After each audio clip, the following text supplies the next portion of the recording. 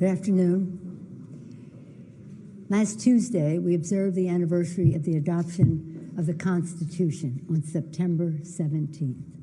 Sadly, on that day, the Intelligence Community Inspector General formally notified the Congress that the administration was forbidding him from turning over a whistleblower complaint on Constitution Day. This is a violation of law. Shortly thereafter, press reports began to break of a phone call by the President of the United States calling upon a foreign power to intervene in his election. This is a breach of his constitutional responsibilities. The facts are these. The Intelligence Community Inspector General, who was appointed by President Trump, determined that the complaint is both of urgent concern and credible. And its disclosure, he went on to say, relates to one of the most significant and important of the Director of National Intelligence's responsibility to the American people. On Thursday, the Inspector General testified before the House Intelligence Committee stating that the acting Director of National Intelligence blocked him from disclosing the whistleblower complaint. This is a violation of law. The law is unequivocal. The DNI staff, it says the DNI, Director of National Intelligence, shall provide Congress the full whistleblower complaint. For more than 25 years, I've served on the Intelligence Committee as a member, as the ranking member, as part of the Gang of Four, even before I was in the leadership. I was there when we created the Office of the Director of National Intelligence. That did not exist before 2004.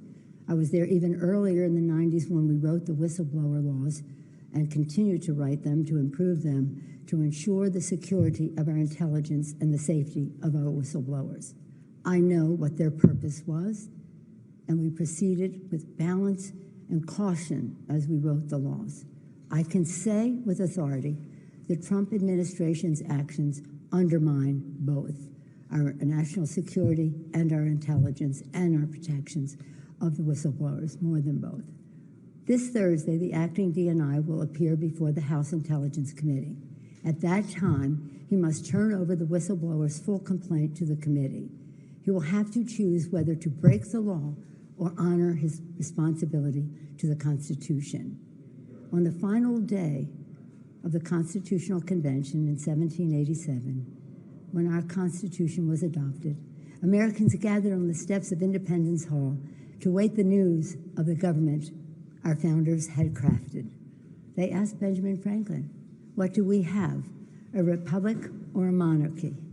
Franklin replied, "A republic if you can keep it." Our responsibility is to keep it. Our republic endures because of the wisdom of our Constitution, enshrined in three co-equal branches of government, serving as checks and balances on each other.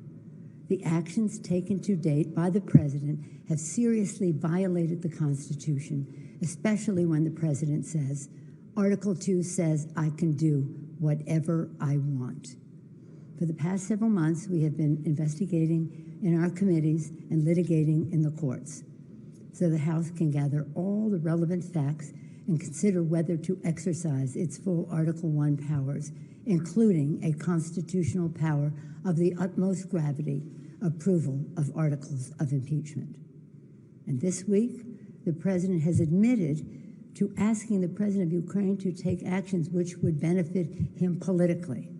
The actions of the Trump presidency revealed the dishonorable fact of the President's betrayal of his oath of office, betrayal of our national security, and betrayal of the integrity of our elections.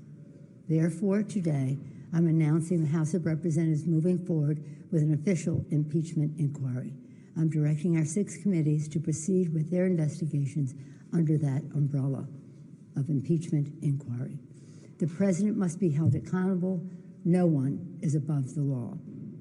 Getting back to our founders, in the darkest days of the American Revolution, Thomas Paine wrote, "The times have found us. The times found them to fight for and establish our democracy. The times have found us today. not to place ourselves in the same category of greatness as our founders, but to place us in the urgency of protecting and defending our Constitution from all enemies, foreign and domestic. In the words of Ben Franklin, to keep our republic. I thank our Chairman Nadler, Chairman Nadler of Judiciary, Chairman Schiff of Intelligence, Chairman Engel of Foreign Affairs, Chairman Cummings of Oversight, and Chairman Cummings I've been in touch with constantly. He's a master of so much, but including inspectors general and whistleblowers. Congresswoman Richie Neal of the Ways and Means Committee, Congresswoman Maxine Waters of the Foreign Financial Services Committee.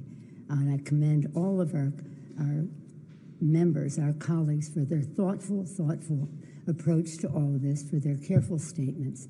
God bless them, and God bless America. Thank you all. Madam Speaker, never before has the President been convicted by the Senate. What does this accomplish